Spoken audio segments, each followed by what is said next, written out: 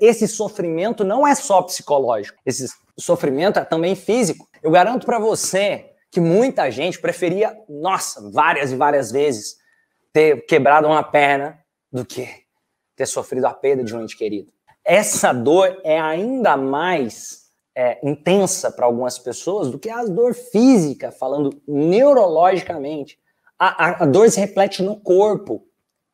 Só que tem uma coisa interessante. Se a nossa mente, aquilo que eu passo a viver dentro de mim, psicologicamente falando, é capaz de refletir uma dor que, no meu corpo, aquilo que acontece psicologicamente dentro de mim também é capaz de refletir uma grandeza de tal forma que eu possa construir e fazer muito mais do que eu venho fazendo, que eu possa inspirar outras pessoas, que eu possa ser capaz de deixar um legado em vida, que eu possa ser capaz de honrar aquela pessoa que se foi em vida, usando não aquilo como a perda de alguém como algo que destruiu, mas algo que reconstruiu. Talvez, se você olhar um exemplo, talvez você tenha perdido o seu pai, a sua mãe, algum ente querido muito próximo. E no momento que você olha para essa perda, como, nossa, foi difícil, eu sei que foi difícil, mas eu olho como algo que eu quero a todo tempo continuar a me lamentar, sem compreender, sem honrar aquela pessoa, a vida começa a ficar parada, aquela pessoa não ia gostar que isso acontecesse com você não ia gostar que isso acontecesse com você, as pessoas próximas, que estão vivas, que você ainda ama, não iam gostar que isso acontecesse com você. É como se, de alguma forma, imagina isso, se eu, sei lá, vou dar um exemplo, se eu perdi o pai, eu tô deixando de honrar minha mãe, não vivendo o melhor de mim, eu tô deixando de honrar meus irmãos, eu tô deixando de me honrar. Se eu perdi um irmão, eu tô deixando de honrar meus pais, eu tô deixando de honrar a minha vida, eu tô deixando de honrar meu irmão que se foi. Naquele momento que eu deixo a vida ficar paralisada. Eu tô trazendo essas reflexões justamente para trazer esse movimento. E é normal que a fase de luto aconteça. A fase de luto é natural, é saudável que ela aconteça, desde que ela não seja perpetuada. E lembrando que o luto não é só quando acontece a morte de alguém, não. Isso pode acontecer em situações de perda. Pode ser no término de um relacionamento, pode acontecer um luto, pode ser, inclusive, na perda de um trabalho. A pessoa pode ficar em luto por algo inesperado que aconteceu. E isso, a dor só acontece porque nós criamos certas expectativas e essas expectativas são criadas de tal forma que quando a realidade não supre as nossas expectativas, a frustração acontece. O luto pode acontecer. Mas, curiosamente, até falando, vamos trazer algumas reflexões sobre a morte aqui. Na cultura aqui ocidental, o olhar para a morte ainda é um olhar que reflete muito mais dor e sofrimento do que culturas orientais, em vários casos de culturas orientais.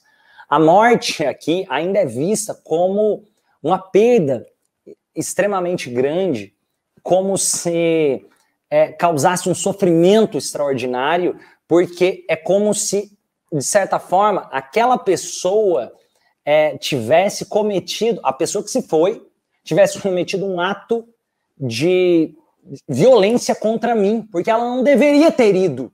Olha que doido isso. É como se aquela pessoa que se foi tivesse, entre aspas, me violentado por... Não foi justo, ela não deveria ter ido. Porque eu precisava dela junto a mim.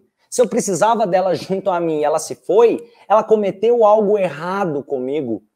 Ela não devia ter ido. Mas compreenda que se aconteceu essa perca de algum ente querido, se aconteceu, e aí vai de acordo, você pode usar a sua crença, a crença de cada um, de um propósito maior, de ter uma conexão que seja com o universo, ou que o tempo de Deus, depende do que você acredita. Mas se aconteceu essa perca, Como você vem olhando para ela? Falando culturalmente.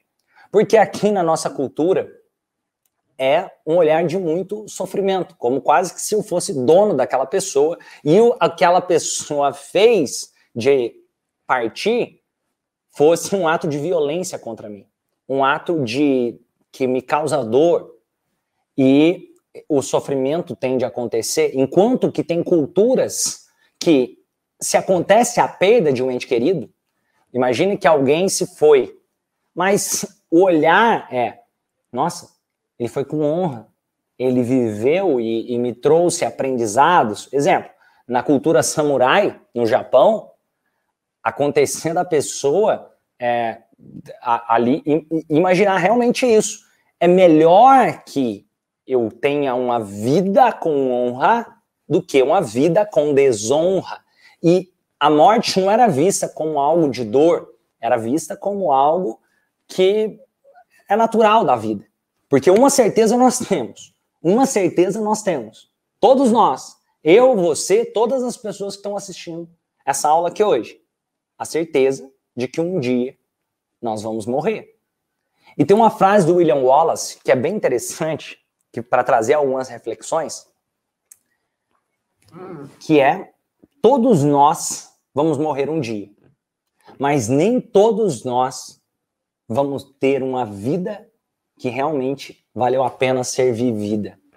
E trazendo essa reflexão, qual a vida você está construindo para você que faça valer a pena ser vivida? Pensa se hoje, nesse momento, fosse o seu último dia.